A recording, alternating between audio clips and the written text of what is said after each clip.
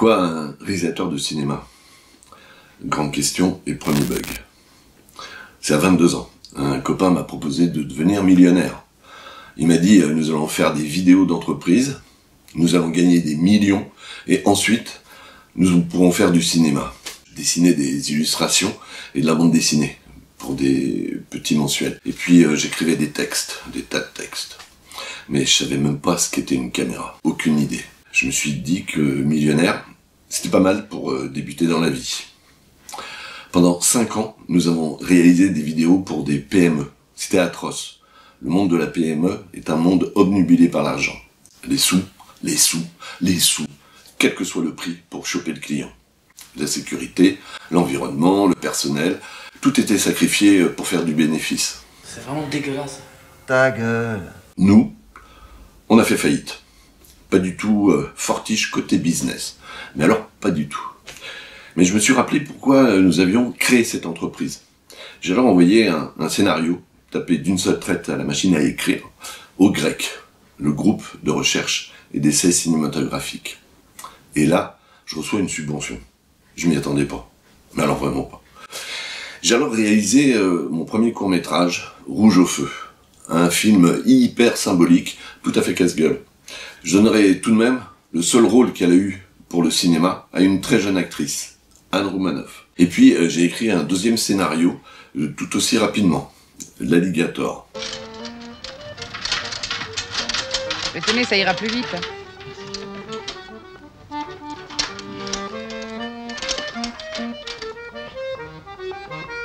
Le court-métrage a reçu des tas de prix, prix Canal+, prix France Télévisions, puis des prix du public lors de plusieurs festivals.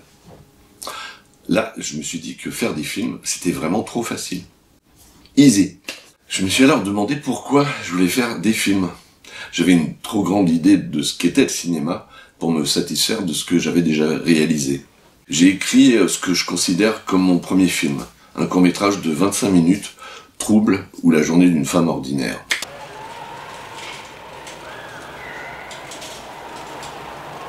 Allez, avance, on va aux douches.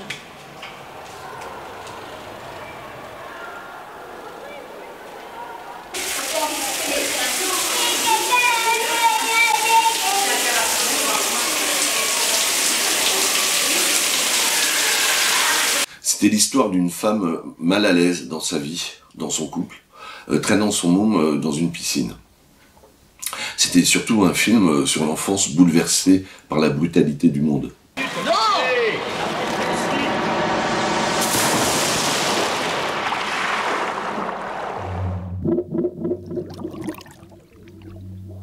Ça n'a pas du tout été facile à produire. Mais alors, pas du tout. J'ai mis plus que 2 ans à trouver l'argent. L'enfer. De plus, c'était tourné en pellicule. C'était un film qui utilisait tous les traitements du 35 mm, alors qu'il était tourné en 16 mm. Un film très gonflé, tant au niveau technique qu'au niveau de ce qu'il racontait. Écoute-moi un peu là.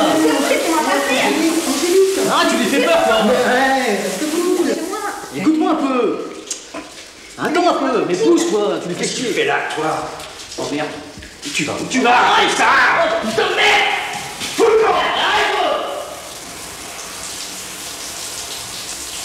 Mais une fois terminé, le film fut sélectionné au Festival de Cannes et rafla un tas de prix, dont celui du meilleur film de court-métrage au Festival de Clermont-Ferrand. C'est alors que des producteurs se sont intéressés à moi. Toujours avec l'idée que mes films puissent interroger le monde, je désirais faire un film sur la prison. Dans ma jeunesse, des copains y avaient fait quelques virées. Et je voulais y montrer ce qu'on y dissimule. Chef, Ça tente, le mitard? ça fait combien de temps que vous êtes là? Retournez les matelas. 15 ans, mon petit gars. Ah ouais? Eh oui. Et vous avez fait quoi pour prendre 15 ans comme ça? Hein? Et puis, comment des individus venus de milieux différents devaient vivre ensemble dans un espace clos. Je ne souhaitais vraiment pas parler d'évasion. Le rocambolesque ne m'intéressait pas. Ce sont les difficultés de vivre ensemble qui m'intéressent. Ma petite gazelle, 19. 18. Que ma gamelle, 24. 19. Mec, t'es si belle, 69. Je dors en lune pelle, 479. Fausse béchamel, 764. Tu me lâches, toi, ou quoi? Je dis à quoi? Je continue pour fêter, je t'ai fait quoi? J'ai alors adapté une pièce de théâtre assez extraordinaire, écrite par Patrick Delassagne et Marco Andreoni, qui correspondait exactement à ce que je voulais réaliser. Et le scénario de Zonzon est né. Mais mes producteurs traînaient en longueur pour le produire. Personne n'était très chaud pour financer un film sur la Zonzon. Très compliqué. Impatient comme j'étais, j'ai alors envoyé dans l'année une dizaine de projets à toutes les aides possibles en France. Des métrages dans tous les sens. Des courts, des moyens, des longs.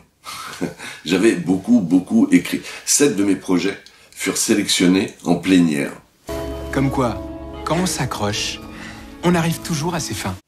C'est-à-dire arrivèrent, après avoir passé la première sélection, devant la commission qui devait décider de leur octroyer ou pas une subvention. Là, j'étais certain de faire le carton plein. Dans le pire des cas, sur mes 7 projets retenus, je devais en avoir au moins 2, ou sinon 3, qui me rapporteraient de quoi réaliser mes films. Enfin, je pensais vraiment, assez naïvement. T'es complètement con. J'avais même écrit un scénario pour un concours pour la télévision. Il avait été sélectionné sur 2000 scénarios par France Télévisions. Et j'ai gagné. Je faisais partie des 4 scénarios qui devaient être produits, mais le mien fut supprimé des lauréats. Pourtant, j'avais gagné. Mais j'avais perdu. Gros bug. Le scénario s'appelait Ratonnade. C'était l'histoire d'un jeune immigré qui se faisait courser par une bande d'adolescents racistes dans un village. Pas besoin de se creuser les méninges pour comprendre pourquoi France Télévisions n'a pas voulu le produire. Et résultat des courses, sur mes 6 autres projets encore en lice, aucun ne reçut de subvention. Que dalle. Waterloo. Encore un bug. J'avoue, à ce moment-là, j'ai eu un coup de mou. Très affecté, le bonhomme. Dépressif comme il est, il s'en remettra pas. Ça remettait sacrément en question mon talent à écrire des scénarios. Et bonjour l'ego. Ouais, j'avais cru en gagnant des prix avec mes courts-métrages, gagner cette légitimité qui ferait de moi un réalisateur de cinéma. Que je me retrouvais avec un scénario zonzon qui avait du mal à se financer et tous mes projets à la poubelle. Déjà que j'avais tellement de mal à faire vivre ma famille, ça devenait très compliqué tout ça. Et si ce que je considérais comme mon travail ne me rapportait que des problèmes, mon avenir devenait très incertain. Mais à la fin de l'année, le CNC, qui avait encore un peu de sous à dépenser, m'envoyait de l'argent pour un court-métrage, qui faisait partie de ces projets qui étaient passés en plénière.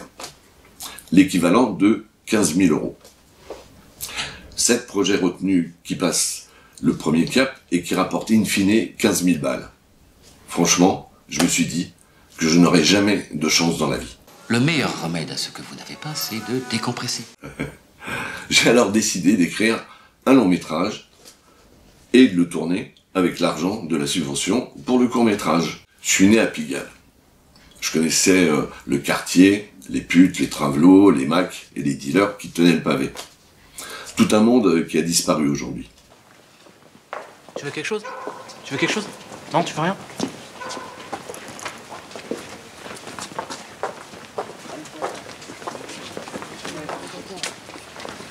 Tu veux quelque chose? Je tenais à faire un film qui raconte la vie d'une jeune prostituée sans fioriture. Select Hotel devait secouer les spectateurs et provoquer un sentiment de malaise pour réhabiliter toutes celles qu'on méprise ou qu'on évite de regarder, sauf pour profiter de leur cul. Je finissais le film avec une phrase de Saint-Luc. « Je vous l'ai dit, si eux se taisent, les pierres crieront. » C'était moi la pierre. C'était complètement délirant de me lancer dans la production de ce film avec ce fric, car à l'époque, nous tournions en pellicule. Et ça coûtait un bras. Le laboratoire, la post-production, sans compter le tournage. C'est pas gagné, votre affaire. Mais je m'en foutais. Totalement barjot. Totalement inconscient de ce que j'allais faire. Je montais une équipe dont la majorité avait travaillé sur mon film, Trouble ou la journée d'une femme ordinaire, avec Gilles Henry comme chef opérateur. Et je fis le casting de Select Hotel. Je choisissais une tout jeune comédienne, Julie Gaillet, pour le rôle principal, après l'avoir testée sur une scène de mon film. Et puis Jean-Michel Fett, qui devait faire son frère. Et Serge Montal, dont le rôle était particulièrement difficile à jouer et qui représentait un bonhomme lambda, plongé dans un univers à la marge qu'il jugeait sans connaître. Des comédiens phénoménaux, mais vraiment. Et ce fut un tournage de folie. 3 semaines épiques. Julie, elle se dépensa sans compter. Elle se cassa même une dent lors d'une scène un peu violente. Julie est une comédienne assez extraordinaire. Quand elle s'investit, elle y va à fond. Les comédiens me suivirent jusqu'au bout du délire. L'équipe de tournage travailla jour et nuit, sans jamais se plaindre. On se faisait quand même des journées de 15h, 20h, quand c'était pas 24 heures. Mais entre les dealers qui venaient nous emmerder, les toxicos qui essayaient de voler notre matériel, et les lascars qui nous cherchaient des noises, sans compter les flics qui n'arrêtaient pas de nous faire chier, et puis le manque d'argent, j'avais vraiment tout juste de quoi tourner et faire manger l'équipe. Je me demandais tous les jours si j'arriverais à finir ce putain de film. Toi aussi tu vas morfler. Et j'y suis tout de même arrivé. Je ne sais pas comment. Il s'agissait maintenant de monter le film et de travailler le son. Créer la musique avec un tout jeune compositeur absolument étonnant et extraordinaire, Jérôme Coulet.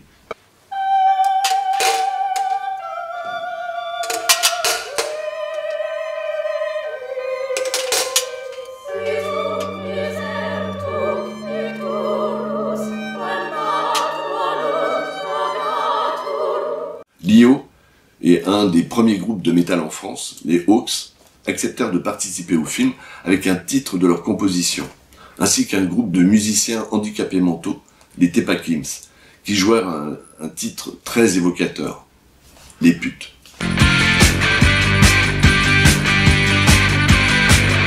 les soirs, je vais voir les putes, à Pigalle ou à Saint-Denis.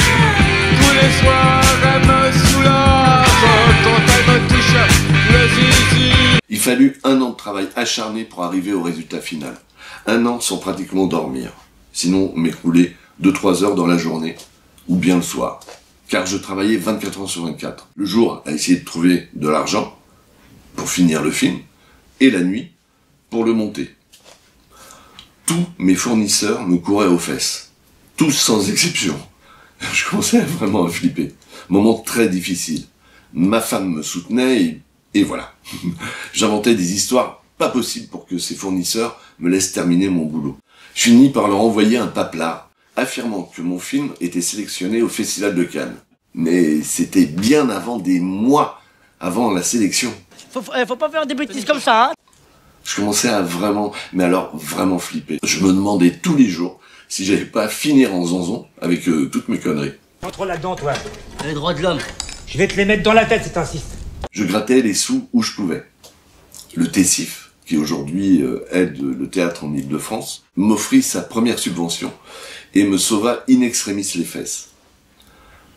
Pour la post-production, ma monteuse, Jacqueline Mariani, reprit le film que j'avais tenté de monter durant des mois et des mois et des mois. Et elle en fit une petite merveille. Mon équipe son fut fabuleuse. Cyril Holtz mixa le premier long métrage de sa carrière et travailla toutes les nuits durant 3 semaines sur le film. Oui, parce qu'on mixait la nuit, pour des raisons d'argent. Ça coûtait beaucoup moins cher. Ça vous gêne pas? Normal. Cyril devint par la suite un des plus grands mixeurs français. Je n'avais pas de chance, mais je compris que je venais de vivre un miracle. Surtout que le film fut sélectionné au Festival de Cannes. Et, en fin de compte, je n'avais pas menti à mes fournisseurs. Alléluia. Selectotel reçut par la suite des tas de prix, dont le prix Romy Schneider pour Julie Gaillet, qui gagna également le prix de la meilleure actrice européenne. Le film fut acheté par Canal+, par Nathalie Bloch-Lenné, et distribué par MK2. 2 autres miracles. Pour Zonzon, les choses s'étaient enfin arrangées. 2 ans de boulot tout de même. Le financement était quasi bouclé. On tournerait le film sur 10 semaines. Au vu du travail énorme à faire, de l'immense décor à construire et du scénario qui devait faire un film de presque 2 heures. Je m'étais même écrit un rôle que j'ai dû supprimer par la suite. Julie Gaillet me tannait pour que je rencontre un tout jeune comédien qui n'avait que l'expérience du one-man show à Trappes. Emballé par les essais que je lui fis faire, je le choisis pour interpréter un des 3 rôles principaux de Zonzon. Mais la poisse, avec mon bol devenu légendaire, je me heurtais à un mur. Tout le monde voulait que je change d'acteur pour un comédien bankable. Buté, je refusais catégoriquement et je gardais Jamel Debbouze envers et contre tous. Gros bug. Les financières finirent par se carapater, mis à part Nathalie Bloch-Lenné de Canal+, qui restait la seule à financer le film. Je dus alors tourner Zonzon en 4 semaines. 4 semaines. C'était totalement absurde, totalement débile. Mais tu vois pas ce que t'es en train de faire, sans déconner? Encore une aventure où les comédiens et mon équipe technique, ma scripteuse, Sandrine Di Pasquale, furent absolument extraordinaires et me suivirent jusqu'au bout du délire. J'ai tout de même terminé le film avec 42 fièvres et un médecin à côté de mes pompes qui voulait absolument m'emmener à l'hôpital. Ensuite, il y eut l'histoire de la copie VHS d'un court-métrage que j'avais réalisé et que j'envoyais au festival de Clermont-Ferrand. Le court devint un long et le festival, pour me faire des misères, projeta quand même cette copie VHS pendant le festival. Quand les copains et mon agent m'appelèrent au téléphone pour me dire que j'avais gagné le grand prix du festival de Clermont-Ferrand, je ne pigeais pas comment. La magie, vu que je n'avais envoyé qu'une VHS avec le timecode, pas étalonné et pas mixé. Ils avaient bugué ou quoi? Le festival avait projeté cette VHS sur grand écran. Et le jury lui avait donné le grand prix. Je rassure tout le monde, jamais le festival ne m'appela pour m'inviter et me donner ce grand prix. Ni trophée, ni chèque pour le vainqueur. Tellement ils l'avaient mauvaise que j'ai gagné alors qu'ils avaient cherché à me décrédibiliser. À croire que quoi que je fasse, il y a un bug. Tout cela n'est pas irréparable. J'ai réalisé d'autres films, 6 autres. Mon travail a été apprécié ou critiqué, mais je n'ai jamais cherché à plaire ni à convaincre. La plupart du temps, j'ai essayé de montrer ce qu'on évitait de voir. Et j'ai toujours pensé que le cinéma était un art avant que d'être un business ou un lieu de pouvoir, ou encore pour se dorer le blason. Disons qu'aujourd'hui, je suis un peu moins naïf. Attention, je vais devenir méchant. J'adore. Faire des films, c'est absolument croire à ses idées, quel qu'en soit le prix. Et puis croire au miracle. Mais pour devenir millionnaire, faites un autre métier. Enjoy.